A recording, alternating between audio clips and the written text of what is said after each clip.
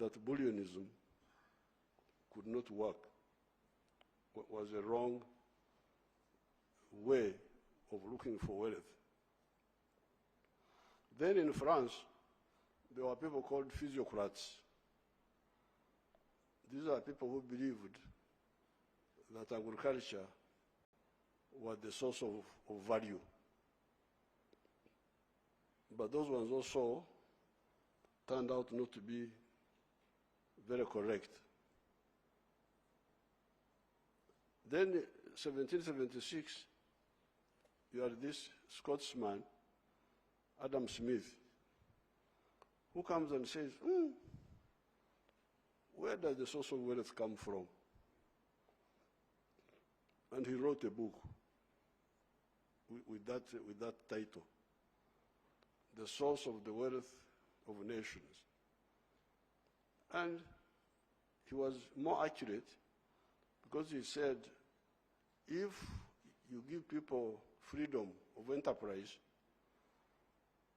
and they specialize in what they can do best, and then they exchange,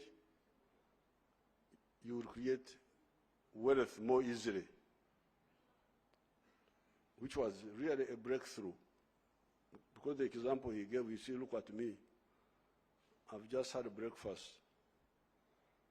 And in breakfast, I ate bread, but I'm not the one who made the bread.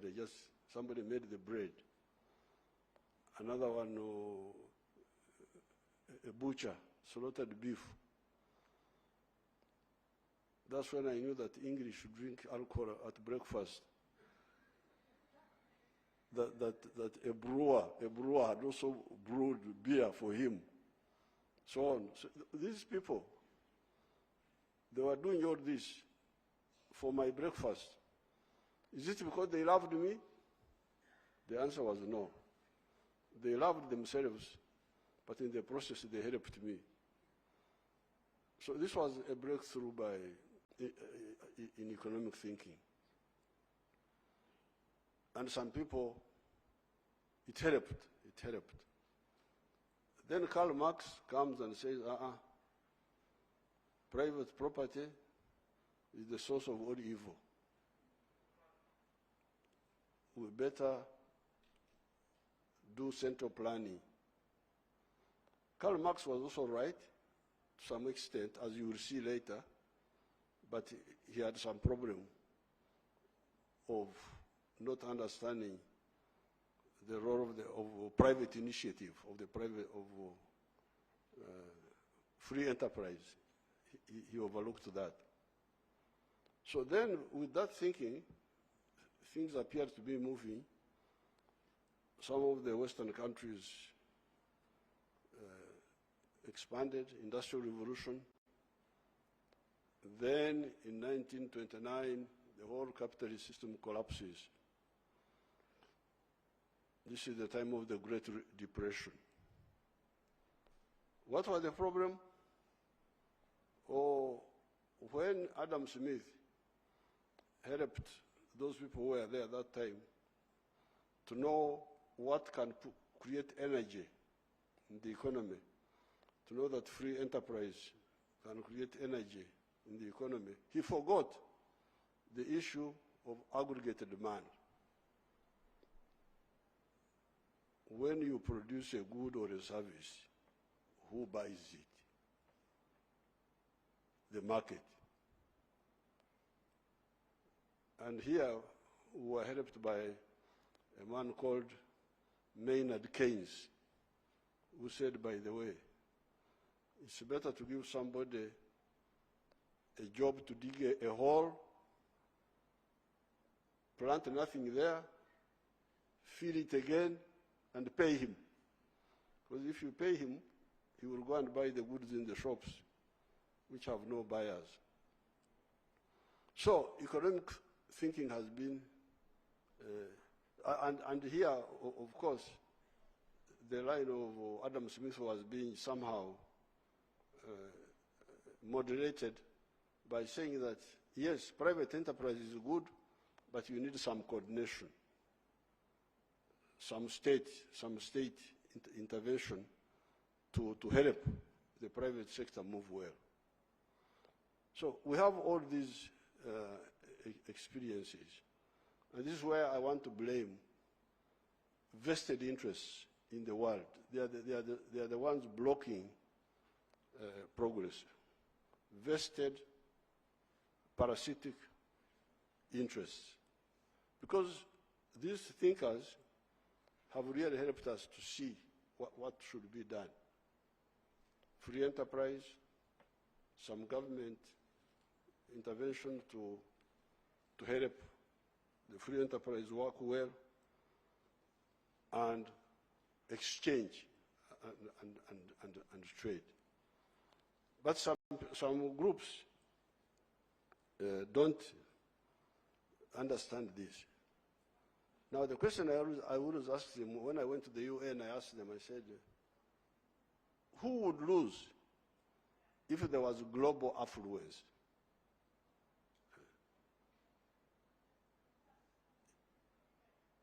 If I put it in our local language, it's much better. But in English, I try my best. Orukferwa noha abantu bana twabaki.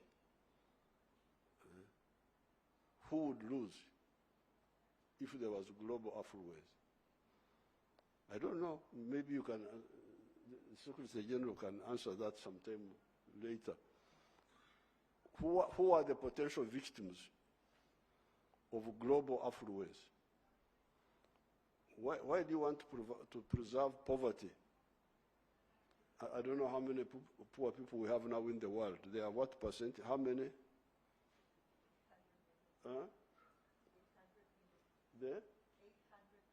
800 million. Very poor ones. And those moderately poor? The ones moderately poor, not 800 million are absolutely poor. Yeah, and 40% of the world. So, who would lose if we had global affluence? For me, I think everybody would gain, and gain even more, in my opinion. What evidence do I have? When China got out of poverty, in fact, not when it was getting out of poverty, when they were having big construction projects inside China, the prices of raw materials went up. Some years ago, we were trying to build steel factories in Uganda. And we were told, no, don't bother with steel. Steel has got a glut. There's a glut of steel in the world. Nobody will invest in steel. And indeed, at that time, the price of steel was $200 a ton. But when there was big construction in China, the price of steel went from $200 a ton to $900 per ton. The price of, in the 1970s, there was a high price of copper. I don't know why. And countries like Zambia were very prosperous. The kwacha of Zambia was very strong. To buy one kwacha, you needed $3 US dollars, because the price of copper was very high. I don't know why it was very high at that time. Then the price of copper collapsed. And we were told that the price of copper had collapsed because there was some story there that aircraft industries were no longer using cables to manipulate the plane, that they were now using the digital or something like that. That's why the price of copper had collapsed. But when China was expanding, the price of copper went up. I think even the price of cobalt went up. Cement, price of cement went up. So while transformation was going in China, in other parts of the world, we were benefiting from that growth in China. Now, therefore, this shows that if there is growth, many people, in one country, two countries, three countries, many people will benefit. Protectionism is a killer of opportunities and a distorter of economies. What examples do I have? In 1955, before many of you were born, or even your parents were born, I was already trying to learn about the world. And I was in primary 3, in grade 3, in a place called Chamate. Chamate is very far from here. And in Chamate, I was taught that Argentina is a very rich country. It is the biggest producer of beef in the world. Where do they produce the beef? I had even to know for my geography lesson. I had even to know where the cows were in Argentina. That there is a place called Pampas, that beef is reared in the Pampas. Pampas, I don't know what it means, whether it is a flat land or a hill, or I don't know. But to pass my examinations, I had to repeat it. So, cows are in the Pampas in Argentina. Now, and by 1910, later on when I progressed more in the school system, I checked, and I found that Argentina was the 10th richest country in 1900. Now, you know what is happening in Argentina. Argentina is, I think, a basket case. What could have gone wrong with Argentina? I think we are lucky to have the Secretary General here. So if you are in a hospital, you don't have to worry about health issues. So therefore, I think the Secretary General will be able to tell us what happened to Argentina. But in my thinking, I think the problems of Argentina started with the European Union. When the European Union was created, and they formed that protection, because I think this beef of Argentina was going to Europe. That's what I think. I have never asked any economists. They are all here. This is just my own homestead economics. But I was thinking, because I remember what you people, you call history, I call current affairs. I was there just watching. When the European Union was formed, they formed a cartel.